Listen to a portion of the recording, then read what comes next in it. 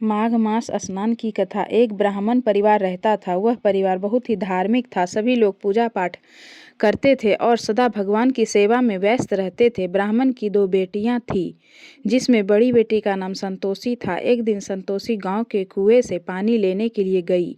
जब संतोषी कुएं पर पानी लेने गई तो उसने देखा कि वहां पर बहुत सारी औरतें इकट्ठा हो गई है और वह आपस में कुछ बात कर रही है। तब संतोषी ने पूछा कि आप लोग यहाँ इकट्ठे हुए हो और किस विषय पर बात कर रही हो?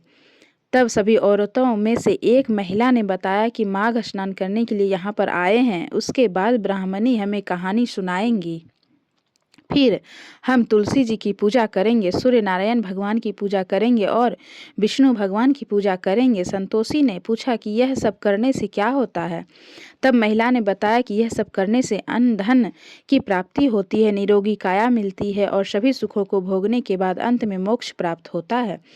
तब महिला ने कहा, तो जल्दी से स्नान कर लो और आके हमारे साथ कथा सुन लो।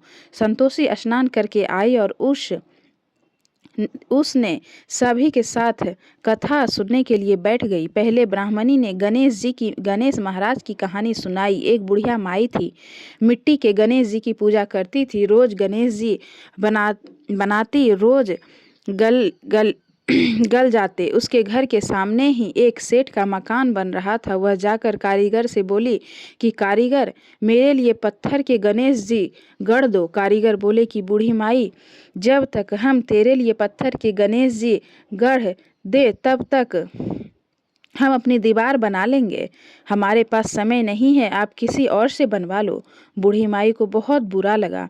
बूढ़ी माई ने कहा कि भगवान करे तुम्हारी दीवार टेढ़ी हो जाए। यह कहकर बूढ़ी माई घर आ गई।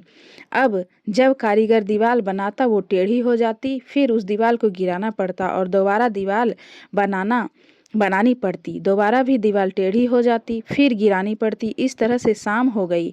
शाम को सेठ जी आए। सेठ जी ने पूछा कि आज कोई काम नहीं हुआ? तब कारीगर ने बताया कि महाराज, काम तो हमने बहुत किया, लेकिन जब भी दीवार बनाते हैं दीवारें टेढ़ी हो जाती है। और कारीगर ने बूढ़ी माई की सारी इस बात सेठ जी को बता दी। सेठ जी बोले कि मुझे बूढ़ी माई के पास लेकर चलो। कारीगर सेठ जी को बूढ़ी माई के पास ले आए और सेठ जी ने बूढ़ी माई से कहा, हे बूढ़ी माई, हम तुम्हारे पत्थर के नहीं सोने के गणेश जी गढ़वा देंगे। आप हमारी दीवारें सीधी करा दो। सुनते ही गणेश जी ने सेठ जी की दीवारें सीधी कर दी। सेठ जी ने बूढ़ी माई के लिए सोने के गणेश जी बनवाए, अन्न धन लक्ष्मी दिए। हे गणेश जी महाराज, जिस तरह आपने बूढ़ी माई पर अपनी कृपा दृष्टि दिखाई, उसी तरह इस कहानी को कहते सुनते हुए हुकारा भरते हुए सब पर अपनी कृपा दृष्टि बनाए रखना। तुलसी माता की कहानी। एक बार एक बुढ़िया थी, तुलसी जी की सेवा करती थी।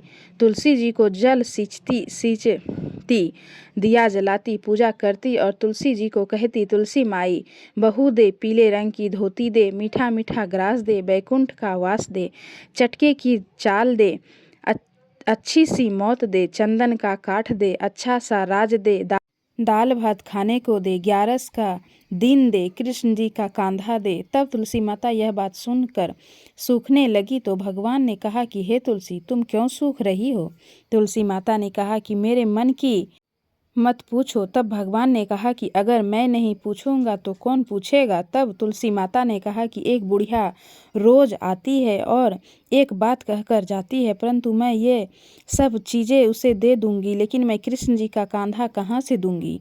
तो कृष्ण भगवान बोले कि जब वह मरेगी मैं आकर उसे कांधा दे आऊँगा, तू बूढ़ी माई को कह देना। बाद में बूढ़ी माई मर गई। सारे गांव वाले इकट्ठे हो गई। बूढ़ी माई को ले जाने लगे तो बूढ़ी माई इतनी भारी हो गई कि किसी से नहीं उठी।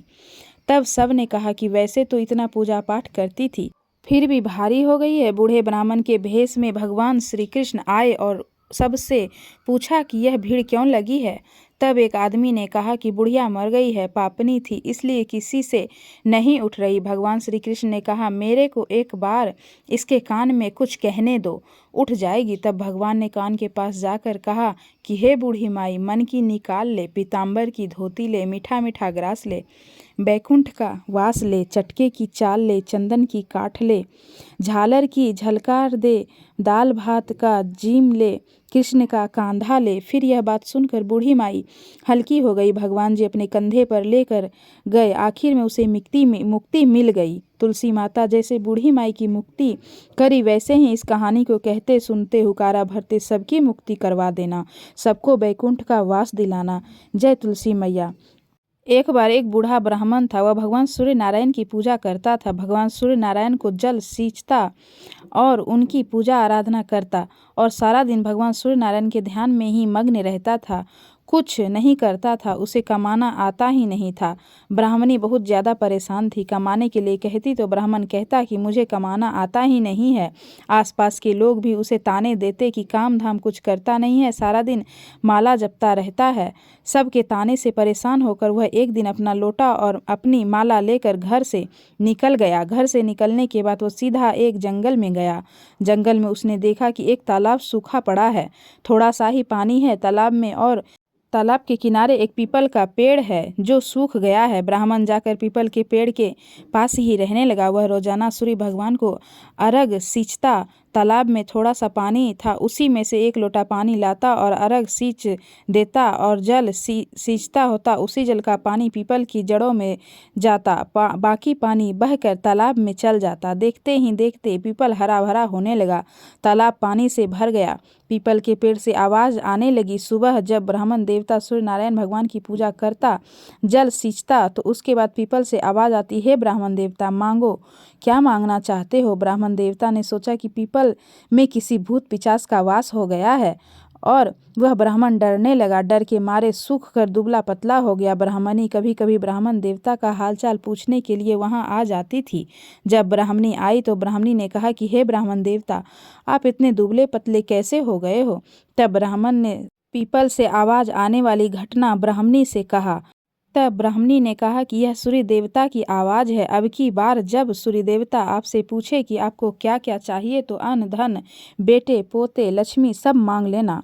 ब्राह्मण ने कहा ठीक है। अगले दिन जब ब्राह्मण ने सूर्य नारायण भगवान की पूजा की, उसके बाद पीपल के पेड़ से आवाज़ आई कि मांगो ब्राह्मण देवता, क्या मांगना चाहते हो। तब ब्राह्मण ने कहा कि हे भगवान, अगर आप मुझ पर प्रसन्न हैं तो मुझे अन्न, धन, लक्ष्मी, बेटे, पोते, घर सब दे दीजिए। यह सुनकर सूर्य भगवान बोले कि हे ब्राह्मण देवता, मैं तो आपको सीधा मानता था, आपने तो सारी ही चीज़ें मांग ली। भगवान सूर्यनारायण ने कहा कि जो तुमने मांगा है वह सभी मैं तुम्हें देता हूँ। इसके बाद ब्राह्मण देवता दोबारा से अपनी पूजा में लीन हो गए। रोजाना वही उसी तरह से पूजा करते। एक दिन ब्राह्मण देवता ने सोचा कि चलो नगर की तरफ देखता हूँ, घर की तरफ देख के आता हूँ कि घर परिवार कैसा है। जब वह घर के पास गए तो उन्होंने देखा कि वहाँ पर तो महल बन गया है। महल के छज्जे पर ब्राह्मणी बैठी हुई थी। ब्राह्मणी ने जब देखा कि नीचे गली में ब्राह्मण देवता आए हुए हैं तो बच्चों से कहकर उन्हें अंदर बुलवाया। अंदर बुलवाने के बाद ब्राह्मणी ने बताया कि हे ब्राह्मण देवता, यह सूर्य नारायण भगवान की कृपा से यह सब हुआ है, आपकी पूजा का ही फल है। यह सब सुनकर ब्राह्मण देवता बहुत खुश हुए। ब्राह्मणी ने ब्राह्मण को घर पर ही रहने के लिए कहा, लेकिन वह घर पर नहीं रहे। वापस जंगल में उसी पीपल के पेड़ के नीचे जाकर बैठ गए और सूर्य भगवान की साधना में लीन हो गए। हे सूर्य भगवान, जैसे आपने ब्राह्मण और ब्राह्मणी को अपनी कृपा दृष्टि बनाई, उसी तरह से इस कहानी को कहते सुनते हुकारा भरते सब पर अपनी कृपा दृष्टि बनाए रखना।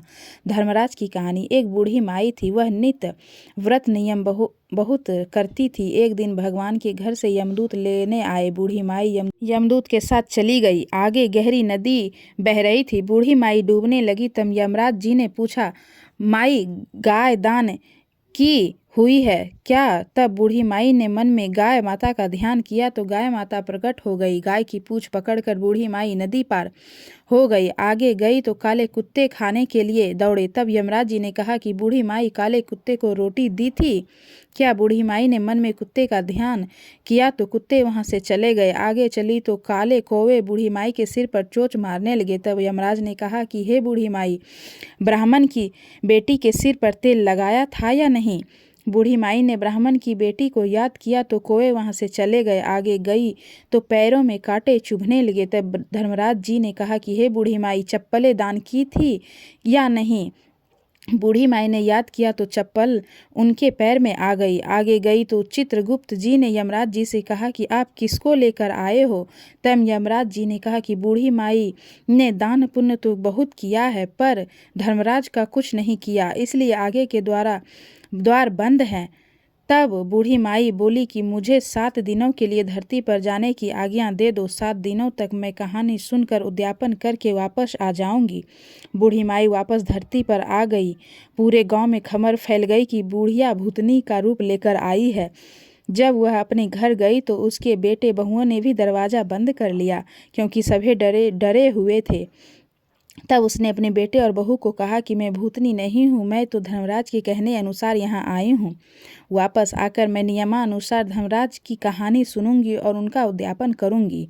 उसके बाद मैं परलोक चली जाऊंगी। यह सुनकर बेटे बहू ने उद्यापन की पूजा सामग्री लाकर दे दी, लेकिन कहानी का हुकारा नहीं भरा। तब बुढ़िया माई पड़ोसन के पास गई और कहानी सुनने के लिए कहा। पड़ोसन ने कहानी सुनी और कहानी का हुकारा भरा।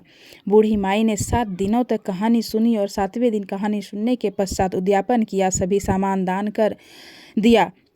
तब धर्मराज जी ने बूढ़ी माई के लिए विमान भेजा। विमान देखकर सभी गांव वाले स्वर्ग जाने के लिए तैयार हो उठे। बूढ़ी माई बोली कि मेरी कहानी तो सिर्फ मेरी पड़ोसन ने सुनी है, मैं सिर्फ पड़ोसन को ही अपने साथ लेकर जाऊंगी। गांव वाले ने बूढ़ी माई के पैर पकड़ लिए और धर्मराज जी की कहानी सुनाने का आग्रह किया। कहानी सुनने के पश्चात सभी गाँव वाले विमान में बैठकर धर्मराज जी के यहाँ स्वर्ग में पहुंचे। धर्मराज जी ने कहा कि मैंने तो सिर्फ बूढ़ी माई को लाने के लिए कहा था, आप सभी गांव वाले को ले आए। तब बूढ़ी माई बोली कि हे धर्मराज जी, इन सभी ने मेरी कहानी सुनी है, इसलिए इन सभी को कहानी का आधा पुण्य फल मिलता है। तब धर्मराज जी ने सभी गाँव वाले को स्वर्ग में वास दिया। धर्मराज जी ऐसे आपने बुढ़िया माई कृपा दृष्टि बनाई, वैसे ही इस कहानी को कहते सुनते हुकारा भरते सब पर अपनी कृपा दृष्टि बनाए रखना।